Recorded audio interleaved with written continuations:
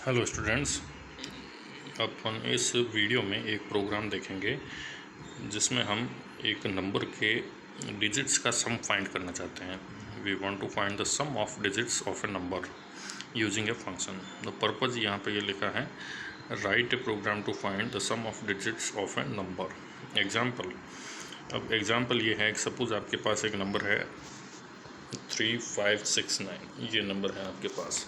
तो इसके सम of digits, इसके डिजिट्स कौन कौन से हैं? 3, 5, 6 और 9, ये 4 डिजिट्स हैं। तो इन डिजिट्स का सम क्या होगा? 3 + 5 + 6 + 9, जो कि होता है 23। सो आपका प्रोग्राम करना ये चाहिए कि एक नंबर इनपुट करें यूज़र से और उसके नंबर के डिजिट्स का सम वो प्रिंट करें। अब आगे बढ़ने से पहले आपको यहाँ रुककर इसका एक सॉल्यूशन सोचने की कोशिश करनी चाहिए कि आप ये प्रोग्राम कैसे लिखोगे, इसका लॉजिक क्या रहेगा आपके हिसाब से। अब ये प्रोग्राम देखने से पहले हम इस प्रोग्राम का लॉजिक डिस्कस कर लेते हैं कि इस प्रोग्राम में अपन ने किया क्या है, किस तरीके से ये फाइंड आउट किया है। सबसे पहला स्टेप अपन ने ये किया है कि convert the number two string. जो भी नंबर यूज़र इनपुट करने वाला है उसको स्ट्रिंग में इनपुट करने वाले हैं अपन। तो इसका मतलब है कि अगर नंबर 1, 2, 3 यानी 123 होती है तो उसको हम स्ट्रिंग 1, 2, 3 में कन्वर्ट करेंगे। ठीक है, ये पहला स्टेप है। दूसरा स्टेप क्या है कि अपन एक वेरिएबल क्रिएट करेंगे टोटल नाम का, जिसको इनिशियलाइज करेंगे 0 से। ठीक है, ये टोटल नाम का वेरिएबल अपन इसलिए क्रिएट कर रहे हैं क्योंकि इसमें अपन उस नंबर के सारे डिजिट्स को एक एक करके ऐड करने वाले हैं। ठीक है, जो कि अपना थर्ड स्टेप है। ये आप देखिए कि ये थर्ड स्टेप आपका ये है कि जो अपन ने नंबर को स्ट्रिंग में कन्वर्ट कर दिया, यहाँ पे इस स्ट्रिंग में से हम क्या करने वाले हैं, take every character from the string. इस स्ट्रिंग के हर एक कैरेक्टर को आपको लेना है और फिर क्या करना है, then you have to convert that character to number. उस कैरेक्टर को नंबर में कन्वर्ट करना है और फिर क्या करना है, add it to the variable total. फिर आपको इसको, जो टोटल वेरिएबल आपने स्टेप 2 में क्रिएट किया था, इसके अंदर इसको ऐड कर देना है। तो इसका मीनिंग ये हुआ कि जैसे आपकी नंबर यही है 1, 2, 3, तो इसको आपने स्ट्रिंग में कन्वर्ट किया तो विद इन कोट्स 1, 2, 3 ये स्ट्रिंग आपको मिलती है। तो इसके हर एक कैरेक्टर को आपको 1 बाय 1 लेना है। तो सबसे पहले आप कैरेक्टर 1 लोगे, इसको आप, अब ये कैरेक्टर 1 है उसको आप नंबर में कन्वर्ट करोगे, यानी this string with in quotes 1 gets converted to number 1 here and then it is added to total. तो इसको टोटल में ऐड कर देंगे। तो 0 में आपने 1 ऐड किया तो कितना हो गया, 1। टोटल की वैल्यू 1 हो गई। ठीक है, इसके बाद नेक्स्ट स्टेप होगा आपका, नेक्स्ट कैरेक्टर कौन सा है इस स्ट्रिंग के अंदर, 2। तो 2 को आप फिर से नंबर में कन्वर्ट करोगे। तो नंबर में कन्वर्ट करने पे स्ट्रिंग 2 से आपको नंबर 2 मिल जाएगा। ये नंबर 2 जब आपको मिलता है तो आप इसको भी टोटल में ऐड कर देते हो। तो यहाँ पर हमने देखा था कि टोटल की वैल्यू 1 हो गई थी और अब हम इसमें 2 ऐड कर रहे हैं। तो 1 + 2 टोटल की वैल्यू कितनी हो जाती है, 3। और लास्ट में फाइनली ये जो स्ट्रिंग है इसका फाइनल कैरेक्टर है 3। इसको भी हम नंबर में कन्वर्ट करते हैं। तो कैरेक्टर 3 से जब नंबर बनाते हैं तो अपने को नंबर 3 मिलता है और उसको भी अपन टोटल में ऐड कर देते हैं। तो स्टेप 2 यहाँ पर जब अपन ने 2 को ऐड किया था तो टोटल की वैल्यू 3 हो गई थी और अब अपन इसमें 3 ऐड कर रहे हैं तो 3 + 3 टोटल की वैल्यू 6 हो जाती है। तो ये इस तरह से हमने एक नंबर के सारे डिजिट्स को ऐड कर दिया है वेरिएबल टोटल के अंदर।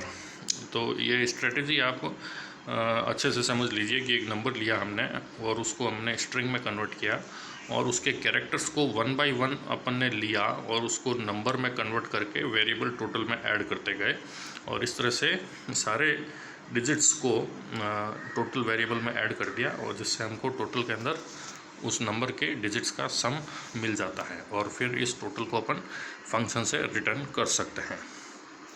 अब हम आगे देखते हैं रियल प्रोग्राम। ये आपका प्रोग्राम है, इसको आप ध्यान से देखिए। ये आपका फंक्शन अपन ने बना रखा है, सम _ऑफ_डिजिट्स, इस नाम से अपन ने फंक्शन बनाया है।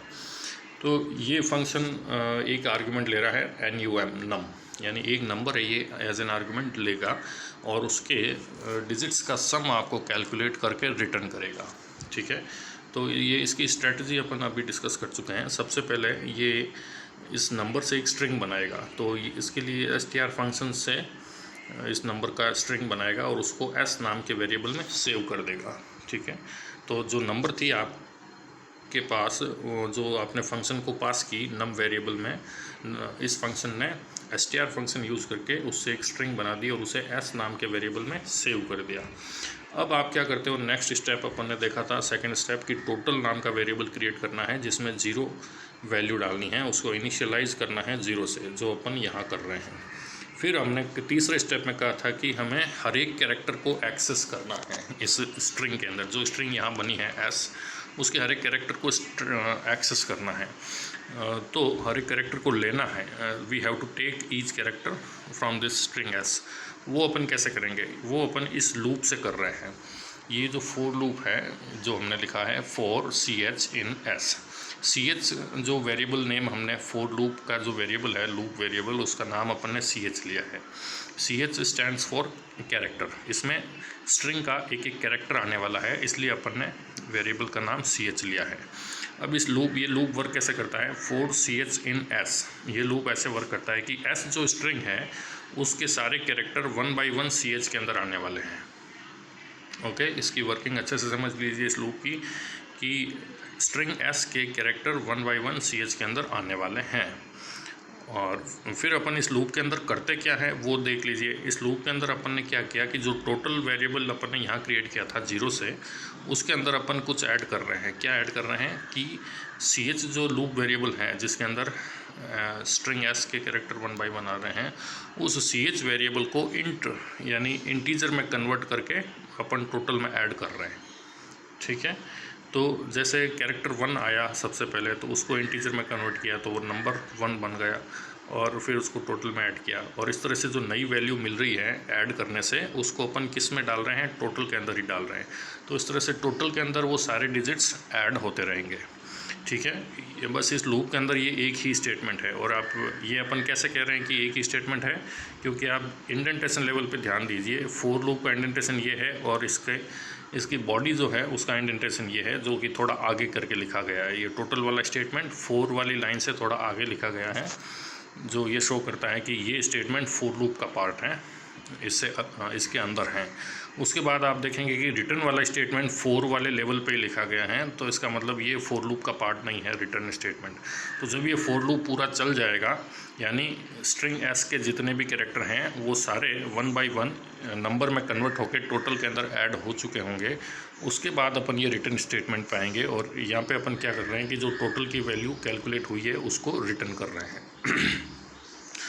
इसके बाद अपन मेन प्रोग्राम पे आते हैं। मेन प्रोग्राम देखिए यहाँ से शुरू होता है।